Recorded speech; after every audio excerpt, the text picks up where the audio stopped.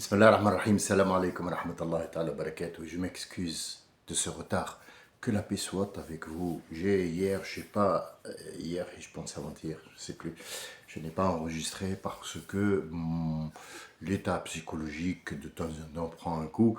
C'est à cause d'un petit souci, un frère à nous qui a été malheureusement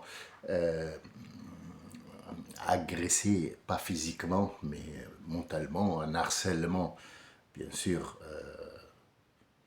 harcèlement moral et mental sur son lieu de travail, simplement parce qu'il est musulman. C'est regrettable. Et ne vous inquiétez pas, il y a un Dieu qui protège tout le monde. Ce sont des choses qui arrivent et qui vont arriver encore et encore.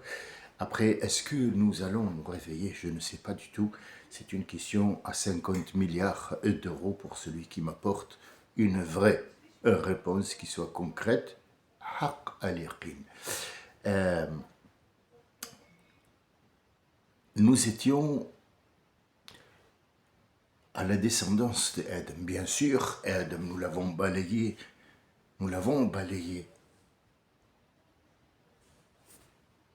Balayage dans les règles de l'art. Donc en fait, on a dit ce qui devait se dire. Quand j'ai senti que les gens en avaient marre, parce que c'est tout à fait normal que les gens en aient marre, ils n'ont pas l'habitude d'aller voir ce diamant sur toutes les facettes. Pour eux, un diamant, ça y est, il est dans le doigt. En fait, c'est ce qui va après. Je vous explique, le monde commence. Le monde, en fait, tellement il a donné de l'importance à ce corps et cet esprit qui lui dit « Oh, ce que tu fais, c'est beau », il va se décorer. Une femme, pour moi, c'est un être humain, tout ce qu'il y a de plus normal. Sauf que son anatomie n'est pas le même que l'être humain masculin. Donc les deux se complètent pour donner la descendance et la continuation de notre existence jusqu'à ce que le rendez-vous qui est annoncé ait lieu. Le souci, c'est que cette femme-là, elle ne veut pas rester sur son aspect normal qui porte des aspects que l'être humain masculin n'a pas. D'accord. Donc, par exemple, l'être humain masculin a une barbe, par exemple. Est-ce que la femme n'a pas une barbe? Si, elle a une barbe, mais c'est des duvets. C'est des duvets. Le nombre de poils existe sur la femme, l'homme, sauf que ces hormones font en sorte qu'il y ait une barbe. Alors, est-ce qu'on va rentrer dans les détails de la barbe et pourquoi les poils et ainsi de suite? Ça régule, les poils, ça régule la chaleur et le froid. Est-ce que l'homme, pourquoi l'homme a une barbe? Pour qu'il régule sa chaleur. Et la femme alors? Donc la femme, elle est plus chaude, plus froide? Non, on ne va pas rentrer dans ce stade-là, malgré que c'est scientifiquement prouvé, ces choses-là ont une fonction chez l'homme et chez la femme. Moi, ce qui m'intéresse aujourd'hui, c'est le m'as-tu vu? Le m'as-tu vu? C'est moi, je voudrais me faire voir. C'est tout, qu'on me voit et que moi aussi je vois pour pouvoir anéantir ce que je vois et rester moi visible. Seulement, c'est ce qu'on voit tous les jours. Vous savez, les descentes de, soi-disant, les marches de Cannes. Pourquoi j'ai pas de marche, moi, dans mon immeuble? Pourquoi je ne mets pas un tapis vert, allez, pas rouge, vert? Et je descends les marches de mon immeuble et puis je vais dire aux voisins, allez, mettez-vous devant, prenez des appareils photo et filmez-moi. C'est rigolo comme ça dit, mais c'est faisable? Oui, oui, oui. Mais ces emblèmes-là sont faits pour montrer quelque chose d'ignoble. Quelque chose d'ignoble. C'est quelque chose qui se répète à fur et à mesure du temps depuis Qarun, depuis Habil wa Qabil et Qarun aussi jusqu'à aujourd'hui. Léa Situation est devenue un personnage incontournable du monde. Vous vous rendez compte? C'est énorme. Kim Kardashian, Je me suis pris la tête avec une infirmière à l'hôpital. J'étais en opération, il y a eu les images de Kim K. Moi, j'avais un petit peu mal. J'ai dit, mais enlevez-moi, qu'est-ce que c'est que ce truc-là? J'ai pas demandé de télé, éteignez-la, s'il vous plaît, j'ai pas envie. Elle m'a pris la tête, elle m'a dit, c'est une avocate. Ouais, vous êtes jaloux. Gratuit, c'est gratuit. Sachant que cette personne-là et sa famille ont construit de l'argent qui ne vaut absolument rien du tout sur leur honneur et ils sont même pas eux-mêmes, ils sont tous en plastique et en silicone. Donc le souci que moi j'ai, c'est le m'as-tu vu? Cette situation de je veux qu'on me regarde. Donc cette femme, elle va se tartiner la gueule et se mettre dans une valeur qui n'est pas la sienne. Pourquoi? Parce qu'il y a derrière un commerce. Une femme que je vais épouser, elle a le droit de faire ce qu'elle veut. C'est le cas aujourd'hui, et ce n'est pas un exemple, c'est le cas. Elle a le droit de faire ce qu'elle veut dans les règles, où il y a des lignes rouges à ne pas franchir, ni pour moi, ni pour elle. Tout est possible. Tout. Elle n'a pas à porter un foulard pour me faire plaisir. Mais ne fais pas le m'as-tu vu pour attirer l'attention sur toi, pour que je sois associé à d'autres hommes. C'est ça le but, tout simplement. Mais un bout de tissu ne fait pas de la femme une femme musulmane. C'est juste, si vous voulez, une ligne à ne pas franchir, tout simplement. Une ligne à ne pas franchir. Cette femme qui va se tartiner la gueule, comment je vais la reconnaître? Qu'elle me le fasse, par exemple, peut-être ça gêne beaucoup de gens, me le fasse. Mais bon, moi aussi, je le lui fais. Moi, je vais travailler pour rester avec elle. Pour moi, c'est pas une femme. C'est l'intérieur de cette femme qui va m'intéresser. C'est si vous voulez, ce bien-être. Ce bien-être se trouve à l'intérieur d'elle, c'est ce qu'elle reflète. C'est pas ce que je vois. Ce que je vois va vieillir. Ce que je vois comme elle, comme moi, va vieillir, va se dégrader. Elle va avoir des poches, des rides, des cheveux qui tombent, des cheveux blancs. Son corps ne sera pas le même. Est-ce qu'on a pris conscience de tout ça? Non, elle commence à se tartiner. Le souci, c'est que si je me marie avec une femme que j'ai toujours vue maquillée, comment voulez-vous que je me la reconnaisse quand elle n'a plus ces couleurs qu'elle a mis sur les yeux et sur la peau? Elle n'est pas connaissable. Et qui a dit que moi, je voulais la revoir après? Parce que j'ai eu l'habitude de ça. Notre problème à nous, c'est qu'il va chercher la femme qui est décorée dans la rue, parce qu'il y en a tellement maintenant, tous ils sont décorés dans la rue, parce qu'il ne veut plus voir sa femme à la maison. Donc qu'est-ce qu'elle va faire, sa femme? Elle va aussi se décorer et sortir, faire comme les autres, et on revient à m'as-tu vu? Vous voyez, c'est un cercle très vicieux qui tourne, qui tourne, qui tourne. Mais le foulard en lui-même ne fait pas de la femme une femme musulmane, enfin pratiquante ou pas, ça n'a rien à voir. Ne vous mettez pas des trucs dans la tête que les gens vous ont mis.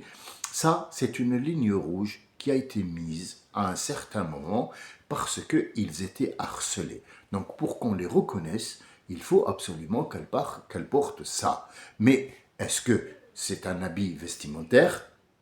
C'est une reconnaissance vestimentaire. Est-ce que c'est une tradition? Là, la question demeure et reste toujours mise sur la table en discussion. Mais pour moi, elle est claire. D'où vient ce problème? Si on le remonte en arrière, d'où vient ce problème? On ne va pas voyager dans le temps. On va juste voir le souci d'où il vient, comment ça s'est produit. Et c'est là qu'il faut mettre le coup de projecteur sur Qabil et Habil. Ce n'est pas aussi simple que ça qu'un verset a été mis dans le Coran concernant Qabil et Habil, et puis après, plus rien sur eux, on va poursuivre ce qui a été fait et non pas eux.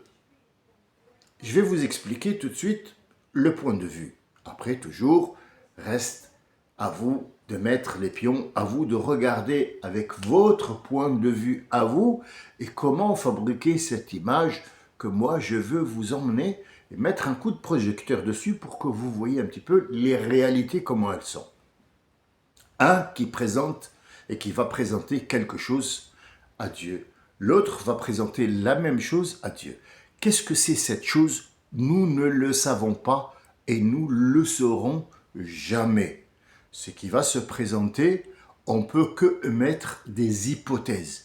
Nous ne pouvons prendre des choses véridiques avec des preuves que ce qui est écrit est derrière l'écrit. Derrière l'écrit, rien n'indique ce qui a été présenté. Ce qui a été présenté, ça s'appelle Qurban. Le mot Qurban, je sais qu'il y a des gens qui ne peuvent pas prononcer le Qa.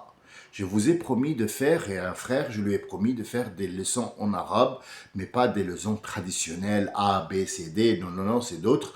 Malheureusement, je n'ai pas encore le temps, donnez-moi encore le temps. Je suis bientôt à la retraite, et donc j'ai donné, si vous voulez, le flambeau à d'autres, mais ma présence est toujours requise jusqu'à un certain moment. Petit à petit, on recule, et je vais, Inch'Allah, me permettre et de faire ces cours qui pourront servir à quelqu'un. On ne sait pas, on sait peut-être, je ne sais pas. C'est une graine qu'on met et peut-être que ça prendra forme. Qurban. Qurban vient du mot qarib. Taqarraba, yataqarrabu qurban. Taqarraba, yataqarrabu qurban. C'est une forme en arabe pour reconnaître si le mot est juste et conjugable. On doit le conjuguer. Taqarraba au passé, yataqarrabu ici, et le nom du verbe qui s'appelle qurban. C'est le nom du verbe, il y a le sujet, il a un nom, le verbe, il a un nom, le complément aussi a un nom en arabe, on dit taqarraba yataqarrabu qurbanan. C'est une conjugaison. Et le verbe, c'est taqarraba. Taqarraba. Qarraba, c'est lui qui a fait. Qarraba, c'est lui qui a fait le geste. Ça veut dire que de cette main à cette main, il y a une télécommande. Qarraba, j'ai fait en sorte de rapprocher la télécommande de cette main. Et taqarraba, il a fait en sorte de faire le geste qui est normal, mais en plus il a fait le geste de vouloir un petit peu la mettre plus près. Taqarraba, tafa'ala, il a fait plus. Il a fait plus. Je le répète, comme ça vous l'avez en tête, c'est bien de la répétition, ce genre de répétition, je pense qu'il reste dans votre tête, et c'est cette façon-là d'apprendre l'arabe littéraire, c'est de comprendre d'abord que veut dire le verbe, et puis après le regarder comme étant écriture, puis après le conjuguer pour savoir comment le conjuguer, il faut le connaître d'abord. Donc, al-qurban, c'est le nom du verbe, le nom de la chose. Al-qurban, c'est la chose qui doit être rapprochée. S'approcher d'une porte, c'est faire le geste normal. On est loin de la porte, on va se rapprocher. Mais en français, n'existe pas taqarraba. Taqarraba, ça veut dire qu'il a fait des choses en plus pour être encore plus près de la porte, sans que ça soit le rapprochement normal. Donc il est plus que la normale, on va dire. Il en a fait plus. Qarraba yataqarrabu qurban. Ici, taqarraba. Taqarraba, les deux. On avait dit que deux personnes, ils disent akala, un seul. Ah, il décrit, c'est la voisine. Akala, une seule personne. Akala. Mais les deux, akala avec le alif pour savoir qu'ils ont deux. Moussa a dit idhaba. Allah a dit à Moussa idhaba. Pas idhab. Idhaba. Toi et ton frère. Idhaba. Donc, sous toutes ces conjugaisons, la grammaire était existante dans l'arabe littéraire de la Mecque à l'époque. Ils en ont fait un sport national et toutes les tribus de toute l'Arabie venaient pour assister à ce concours d'arabe qui est tellement sophistiqué, tellement de sens dans ce qu'ils disent que les gagnants auront leur poème accroché à la porte de la Mecque. Ils sont 7, sab'a mu'allaqat.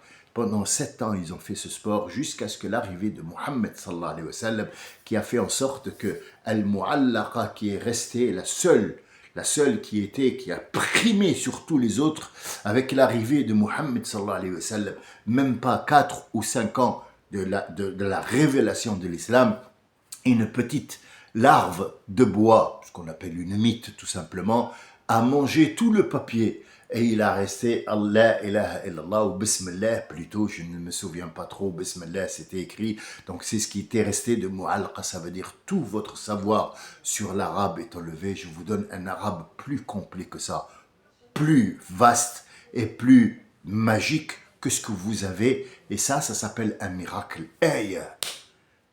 C'est un miracle que vous ne pouvez pas refuser. Jusqu'à aujourd'hui, nous avons le Coran. Et dans ce Coran-là, les deux taqarraba qurban. Il n'y a pas quoi? Une gazelle, on ne sait pas. On ne sait pas ce que c'est. Un téléphone portable, on ne sait pas. Peut-être un robot mixeur. Oui, peut-être que là-haut, ils ont besoin de faire des gâteaux. On ne sait pas. Un pétrin, hein? C'est dans lequel on est. Aujourd'hui, c'est le pétrin. Le problème, c'est que ça va être accepté d'un et pas accepté de l'autre. Et on a dit que quand le feu prend ce qui a été donné, ce qui a été présenté, ce qui va être sacrifié, ça veut dire je n'en veux pas et je le donne, le feu, il va s'embraser. Alors, il y a deux solutions. Ou le feu vient d'en haut, complètement faux, ou alors il va s'embraser tout simplement, ce qui est plus proche du juste que l'autre.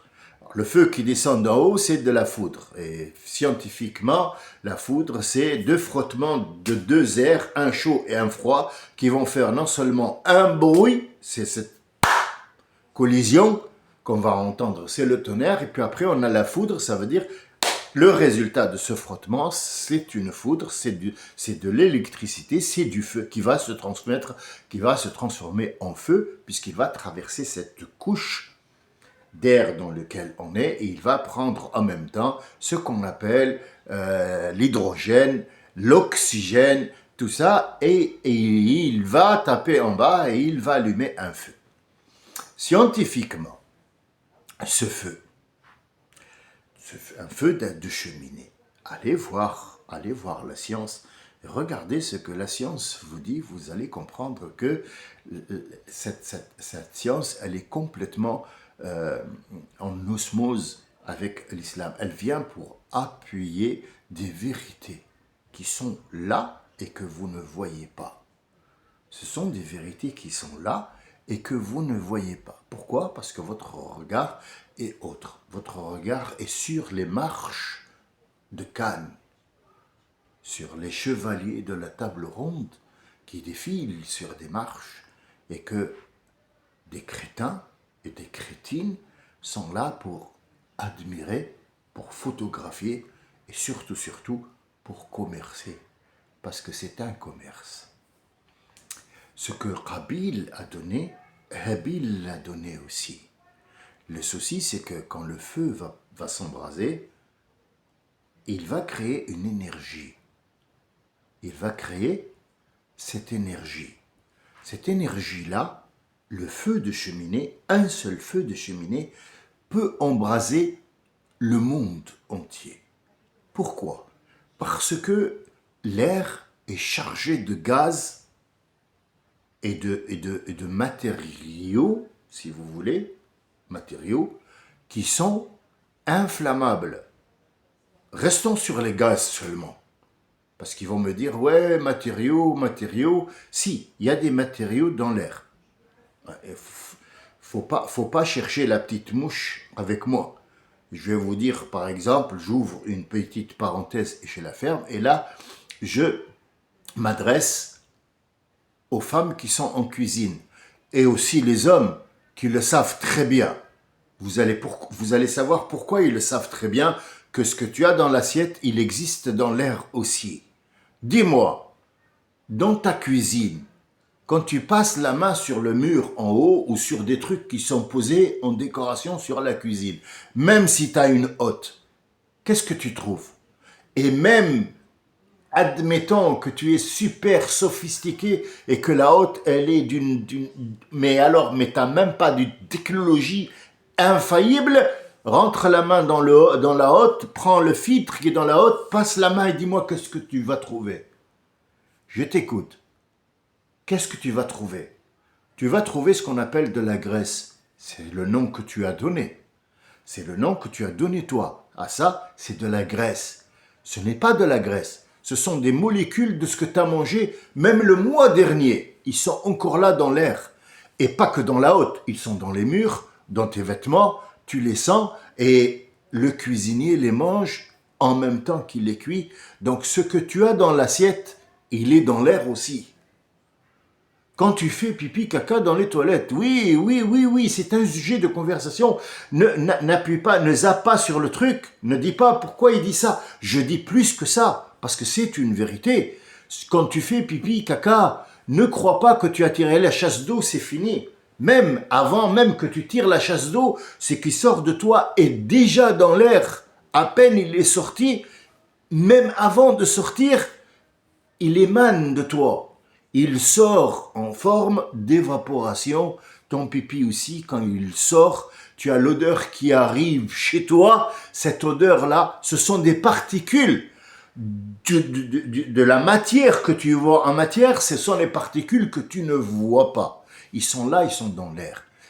Tout est là. Et ces feux de cheminée peut embraser tout un monde si Dieu, subhanahu wa ta'ala, Allah, ne contrôlez pas tout ça. Et ça s'appelle Al-Kursi. Al-Kursi, c'est pas une chaise. C'est pas la chaise. C'est la connaissance et le contrôle de tous ces molécules qui sont en toi, à l'extérieur de toi, autour de toi, et ils sont partout. Et le shaitan a vu ça. Ça, c'est pour lui, c'est une aubaine pour pouvoir se promener à travers tout ça. Le chien, quand il renifle quelque chose, et j'en sais aussi bien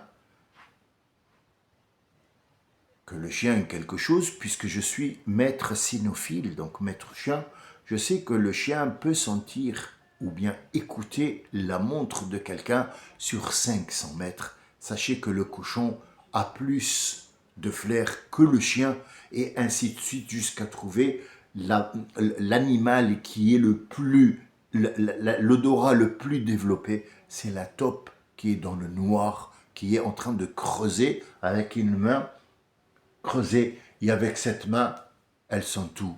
L'éléphant, quand il met sa trompe en l'air, il sent les molécules de l'eau et il sait très bien où se diriger. C'est généralement les femelles qui font ça. Elle sait très bien où emmener sa troupe parce qu'elle sait très bien qu'il y a de l'eau de l'autre côté.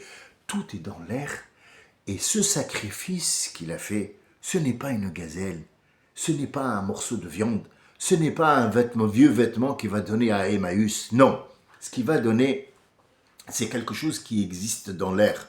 Il va donner en sacrifice les 2 premiers êtres humains frôlant la terre, marchant sur cette terre-là que nous connaissons aujourd'hui. Ce sont les fils d'Adam qui vont commencer à faire la différence entre le bien et le mal. Et comment séparer ces 2 molécules? C'est simple, il va y avoir ce qu'on appelle un éclat. Comme il se trouve dans l'air un éclat, il va se trouver un éclat entre les 2 êtres humains. C'est ce qui va faire aujourd'hui faire naître cette haine et cet amour. La haine et l'amour, la colère et la détente, le bien et le mal, le bien-être et le mal-être, tout ça vont avoir ce qu'on appelle, il faut les différencier. Si on ne les différencie pas, il va y avoir un embrasement.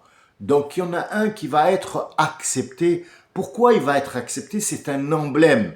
C'est un emblème, ça veut dire que tout le bien est toujours accepté et il va s'immoler lui-même. Ça veut dire qu'il va être dans l'air, ce bien que tu réponds, il va être répandu dans l'air et ce bien-là, tout le monde va en profiter.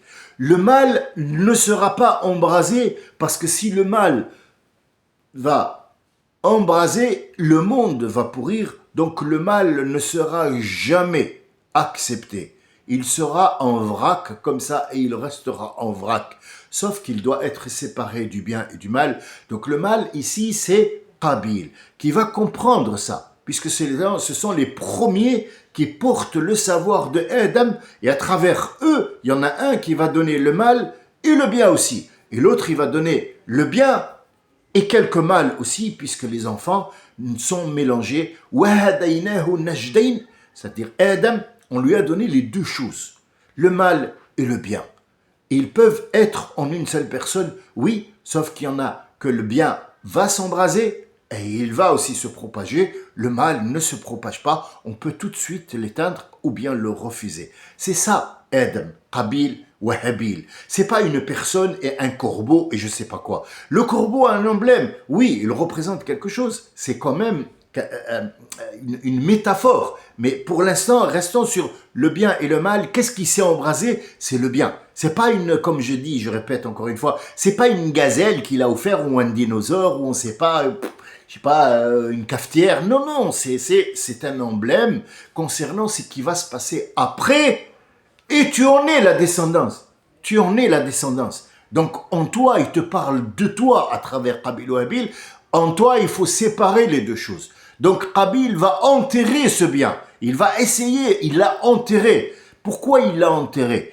Pourquoi il ne l'a pas laissé comme ça et il est parti? Parce qu'il n'a pas envie que le bien, ou le bien ne doit pas être vu, parce que quand il est vu, il va toujours être attaqué. Donc ce bien-là doit être enterré pour qu'il reprenne sa vie encore une fois, il soit réincarné dans quelque chose. Voici le début de la réincarnation du bien dans quelque chose. Le mal va prendre son mal et il va partir loin. Comment? Où? Ici, l'histoire ne nous intéresse pas. Qui l'a chassé? Est-ce qu'il a pris avec lui un arc, un truc, Néandertal? Tout ça, ce sont des conneries qui ne servent strictement à rien, sauf remplir la télé de choses inutiles. Mais le vrai de vrai, c'est sépare le mal du bien pour que tu puisses te réincarner, te refaire, revivre, repeupler le monde. Parce que quand on nous dit que Qabil a tué Habil, je me dis les deux premiers, donc comment ça? Habil n'a pas eu d'enfants, donc on n'a eu que des enfants de mâles. C'est une question qui se pose, surtout par un petit garçon qui regarde et qui te dit oui mais les autres, lui il a eu des enfants, il est parti, et l'autre il n'a pas eu d'enfants. Donc en fait, des histoires qui se... Ah non mais c'est pas ça, c'est parce que le loup il est venu... Non, non, restons droits dans nos bottes et regardons ces versets qui sont pour moi une énormité. Une énormité. Maintenant, nous n'avons que le m'as-tu vu. Ça veut dire que moi, je veux être vu. Si quelque chose est bien, je veux pas. Je veux juste qu'on me regarde. Je veux juste qu'on m'applaudisse. Je veux juste être le plus fort des plus forts des plus forts.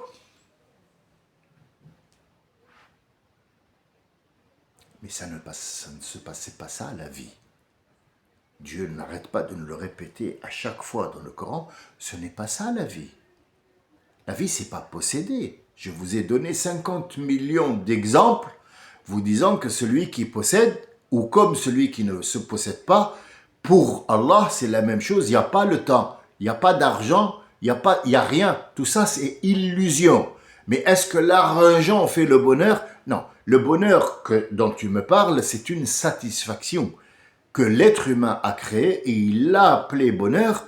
Et le bonheur ne se fait qu'avec l'argent qu'il a fait lui-même pour encore s'enrichir, tout simplement. Je vous donne un exemple que je vous ai donné l'autre fois. Il y en a un qui m'a dit merci. Je ne connaissais pas Bernard Arnault et maintenant je le connais. Bernard Arnault, c'est quelqu'un qui vit jusqu'à aujourd'hui avec des médicaments. Il est malade. Pourquoi il est malade? Mais parce qu'il s'est donné corps et âme pour l'argent. Mais disons que le mec le plus riche du monde, de France plutôt, de France, nous donne une image sur Internet qui n'est pas riche du tout.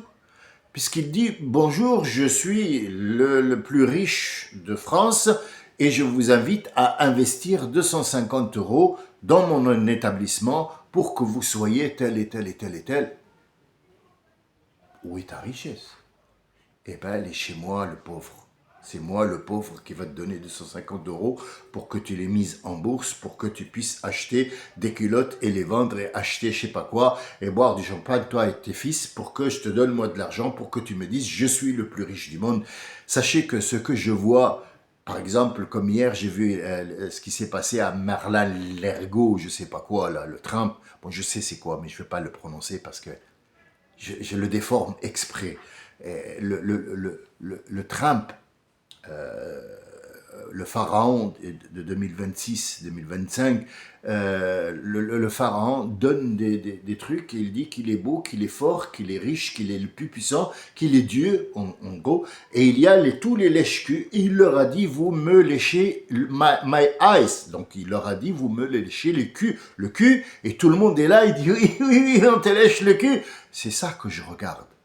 C'est pas qu'est-ce qu'il porte ou combien il a payé son costume, ou qu'est-ce qu'il mange à table. Moi, mon pain à la maison, c'est ma femme qui le fait. Il est très bon, parce que quand elle l'a mis ses mains, elle a mis son cœur, elle a mis son amour pour me faire ce petit pain qui est rien du tout.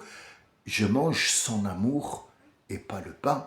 Lui, il mange et il lèche le cul de Trump, pas du pain. Voilà la différence. Je vous laisse regarder cette différence. Je reviendrai peut-être pas sur Qabil et Habil puisque l'intérêt est là. J'ai dévoilé une facette. Il y a encore plusieurs facettes, mais je sais que les gens n'ont plus cette... Ils attendent. Allez, raconte-nous le reste. Le reste, si tu connais pas le départ, l'arrivée n'est pas importante. C'est le départ qui compte.